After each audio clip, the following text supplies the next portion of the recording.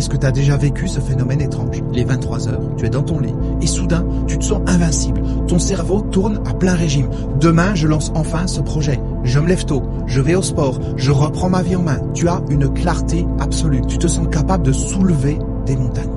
Mais pourtant, le lendemain matin, le réveil sonne à 7 heures et là, c'est le néant. La motivation guerrière a disparu. Tu as la flemme, ton cerveau est dans le brouillard et scroller sur ton téléphone semble être la seule activité possible. C'est frustrant, n'est-ce pas? Et tu te demandes, qu'est-ce qui cloche chez moi? Est-ce que je suis juste feignant? Eh bien, je te rassure tout de suite, tu n'as aucun problème. C'est purement un mécanisme biologique. Et si tu comprends ce mécanisme, tu peux t'en servir pour devenir une machine de productivité. Alors voici ce qui se passe réellement dans ta tête. Le soir, le monde ralentit. Ton cortex préfrontal, la partie de ton cerveau qui gère la logique, la peur et l'analyse des risques, commence à se mettre en veille. C'est comme si le responsable sécurité quittait le bureau, laissant les clés aux rêveurs. Et c'est pour ça que tout te semble facile le soir. Tu imagines le résultat sans ressentir l'effort. Mais le matin, c'est l'inverse.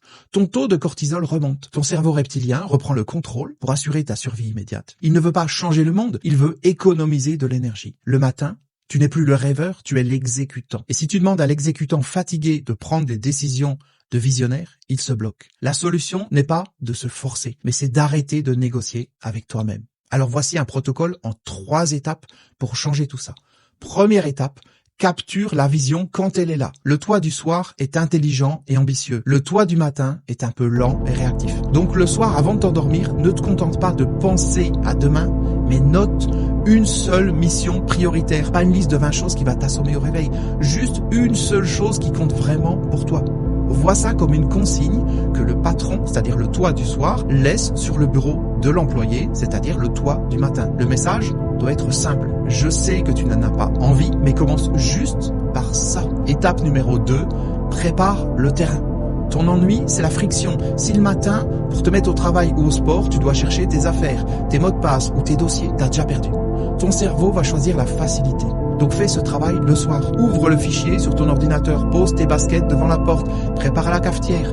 Ton objectif est de rendre l'action si facile qu'il serait plus pénible de ne pas la faire. Tu dois pouvoir te mettre en route en pilotage automatique sans avoir à réfléchir. Et enfin, étape numéro 3, ne vise pas le sommet, vise la première marche.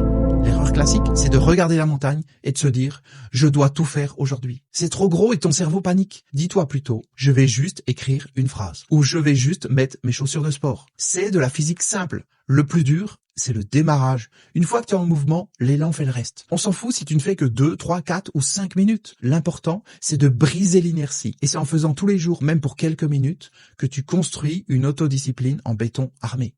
Retiens bien ceci, la motivation, c'est comme une émotion. Ça va et ça vient. On ne construit pas sa réussite sur une émotion. On la construit sur des habitudes. Tu n'as pas besoin de te sentir motivé pour avancer. Tu as besoin d'un système qui te permet d'avancer même quand tu n'es pas motivé. Et c'est ça le vrai secret. Donc arrête d'écouter cette petite voix le matin qui te dit que tu es fatigué et suis le plan que tu as tracé le soir. Et si tu veux plus de stratégies pour